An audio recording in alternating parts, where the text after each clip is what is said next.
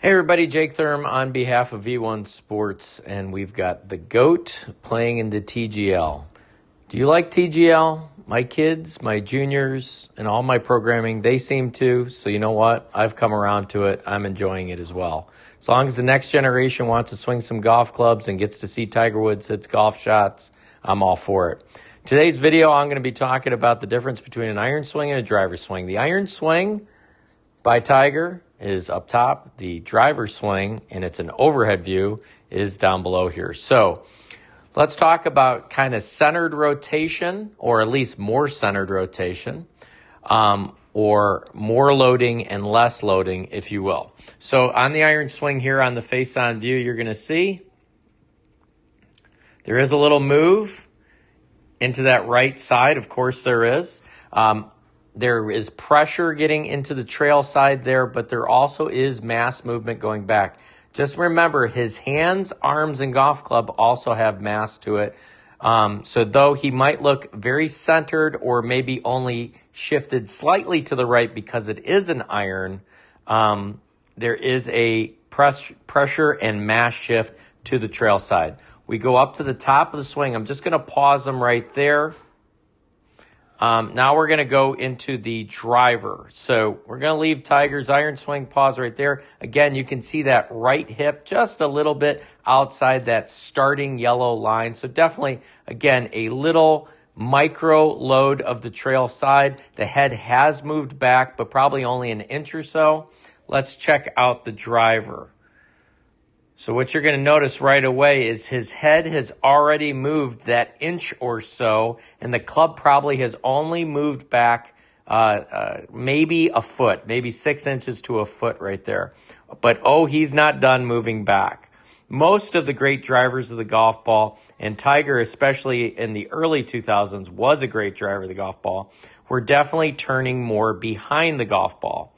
Now, there's something to be said for centered rotation, especially with irons, but there is something to be said for turning, shifting pressure and mass as a power component behind the ball with your driver. So you can see he has shifted that head back actually and rotated the bill of his cap. So his head has rotated with his rotating spine, and his head has shifted back. We'll call it 4 inches, and we'll say up here was 2 inches. So he's almost doubled that. Your average PGA Tour player, I know you can't quite see his hips, will shift the center of the pelvis back in the backswing with the driver 2 inches.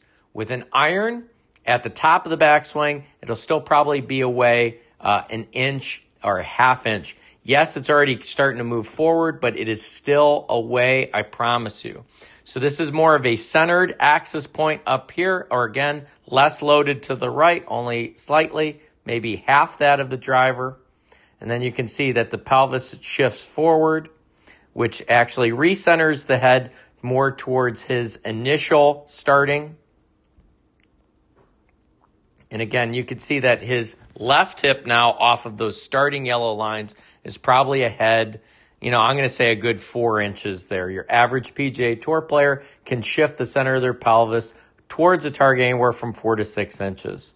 So we'll pause them right there so you can see the tilt is starting to happen back. He's got a nice coverage with his chest right there, but he does have some secondary axis tilt where his upper body is moving slightly away because his hips are still pushing forward.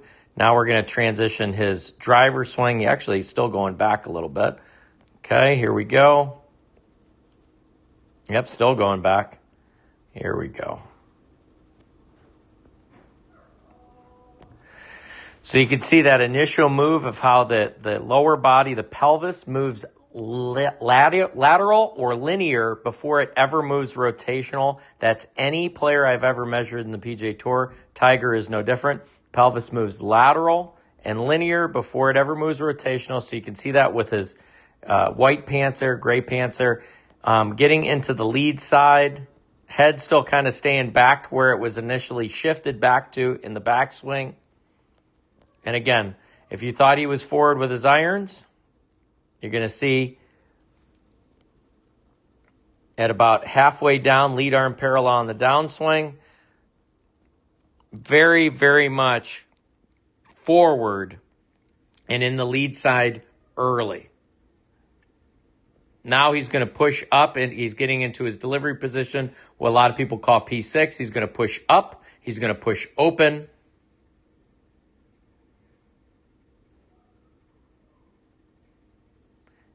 And then notice this with his feet. Both of his feet move away. So they move in this direction. They move away. Both of them are pushing away from the target line.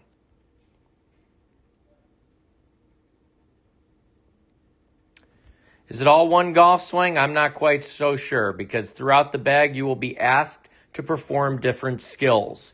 The great players, the great drivers, and maybe the greatest player of all time definitely has a bigger, more of a loading action behind the ball, turns behind the ball, and almost doubles that amount of lateral motion in both directions, not only behind the ball and through the ball. Whereas your iron swings are probably not only half that lateral motion, but definitely more of a centered rotational action, which helps with creating ball first contact, low points forward, shaft lean, all of that stuff, which obviously if the ball's on the ground, the master skill would be ball first contact.